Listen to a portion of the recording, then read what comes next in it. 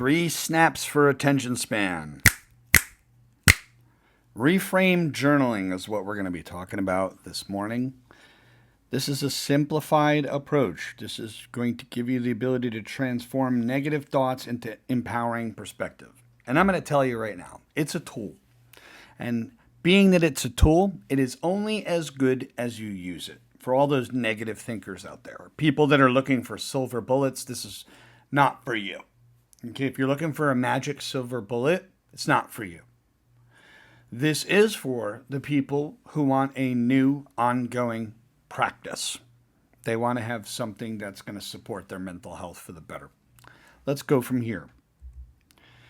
What is reframe journaling? I'm going to make it very straightforward and very easy.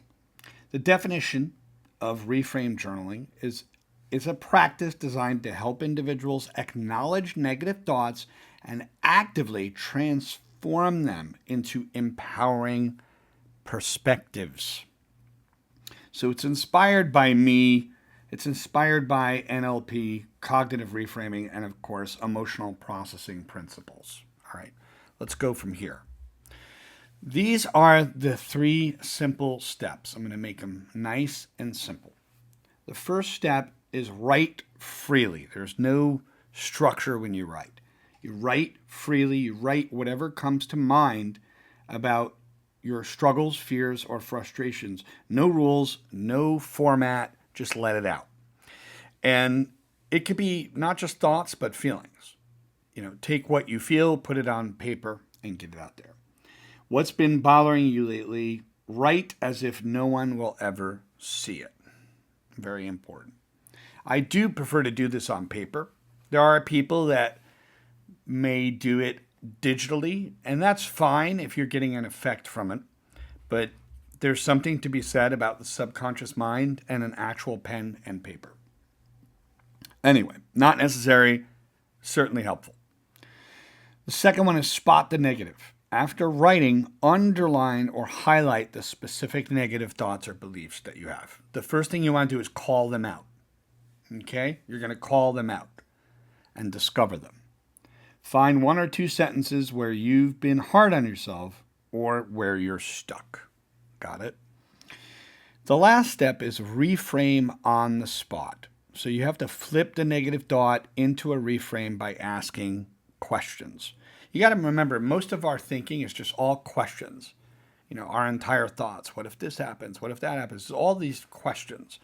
And it's just a question about the question about the question, right? Think of it that way. But reframe on the spot. Flip the negative thought into a reframe by asking key questions. What's another way to look at this? What advice would you give a friend? And what's the smallest possible step?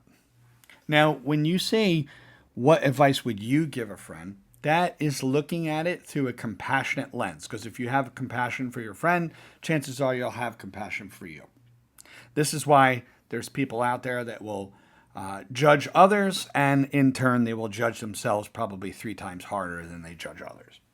And if they judge their friend really harshly, then chances are they'll judge themselves really harshly. So you get the idea? Let's go from here. 3 steps, real simple. Understanding reframing. So what is reframing? Reframing is shifting your perspective on a thought or belief. It's not about ignoring the problem. It's about seeing them in a new light. So the example would be a negative thought is, I failed at this project. The reframe, which is a new perspective, this project taught me what doesn't work, and I'm closer to getting it right next time. Now, another way to look at that perspective is, this project taught me what doesn't work and what does work. You see that there's value on both sides of the equation. And I'm getting closer. I'm closer to getting it there next time. Let's go on. So common negative thoughts and reframes, part 1. So the first one is self-doubt. I'm not good enough, right? I'm learning and growing every day, and I can only improve from here. Got it? Fear of failure, which is negative. I'll never succeed at this. And the reframe is, every step I take is progress, even if it's small. And then, of course, perfectionism, which is if it's not perfect, it's worthless. Or even worse, if it's not perfect, I am worthless. That, becomes reference to the I, reference to the identity. And the reframe is done is better than perfect. I can improve as I go. You understand? I can improve. And by the way, that was the lesson in project management that helped me to defeat my own perfectionism. Was project management relates to improving things as you go. Iterations. It's called iterations. Right? The fear of failure. I'll never succeed at this. Well, every step I take is progress, even if it's small. And then finally, the worst one of them all, which social media has made this worse, is comparison. Negative, right? They're so much better than me. Look at them, right? Everyone has their own journey. I'm exactly where I need to be. And you have to understand that as a principle is that their journey is not your journey. Your journey is not theirs. Understanding your identity and not letting it bleed into the outside world, right? And that's really easy. It's easy to fall into comparison thinking, comparative. Let's go on. Overwhelm. I have too much to do. I'll never get it all done. Yeah. I can focus on one thing at a time and make steady progress. This is where focus becomes like a laser beam and you can really tackle things one at a time. Hopelessness, right? Things will never get better. The reframe. I've overcome challenges before. I can find a way through this too. Blame. It's all their fault, or it's all my fault. I can't control others, but I can choose how to respond. If you're blaming yourself, you have to reframe that in a more unique fashion. That I need to be more kind to myself. Regret, when we look at regret, it's like I should have done things differently. But the reframe is I did the best I could with what I know or knew at that time. So let's go on to the quick start, write, and reframe. Real simple. Here are the steps. Again, grab a piece of paper or open up your notes app. Take you about 30 seconds. Choose your preferred writing medium. Would it be digital or analog? Whatever feels comfortable. I've already stated that writing on paper can connect to your subconscious mind, but it doesn't matter. As long as you do it either way, you'll be fine. You just get more of a subconscious benefit with pen and paper. That's all. 2, write whatever comes to mind about your situation or feelings. That should take a few minutes. Let your thoughts flow freely. Without judgment or editing, just focus on what's bothering you. This is bothering me. You could start with that as like a prompt. This is bothering me right here. I feel X, and just fill in the blank. Pick one negative thought from what you wrote, and to underline it as best as you can. Identify the most prominent or impactful negative thought or belief. Start underlining them. And you don't have to underline the entire sentence, but you can try to get those keywords a little bit. Try to understand those keywords. Pick one negative thought from what you wrote. Identify the most prominent or impactful negative thought or belief. That'll take you about a minute.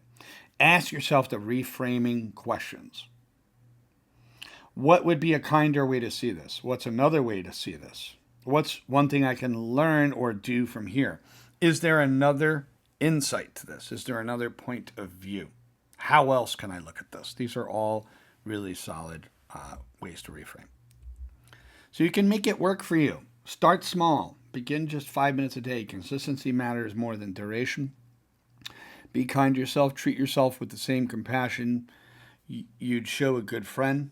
If you have compassion for them, chances are you'll have compassion for you.